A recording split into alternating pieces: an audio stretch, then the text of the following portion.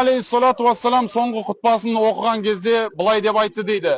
Өзіңіз ойлаңыз, бүкіл сахабалар алдында тұр, құлақ асып тұр. Я юханнас деп айтты дейді. Ей адамдар, хойру дуа яуми арафа деп айтты дейді. Ең жақсы дұға бұл Арафа күні жасалған дұға деп айтты дейді. Хойру ма культу ана ва набиюна мин қабли ла илаха иллаллаху вахдаху ла шарика лах лахул мульку ва лахул хамду ва хуа аля кулли шайин қадир деп айтты дейді. Ең қайырлы дұға бұл Арафада жасалған дұға дейді. Арафа күні де қажылықтың кезінде болады. Арафада жасалған дұға ең қайырлы дұға.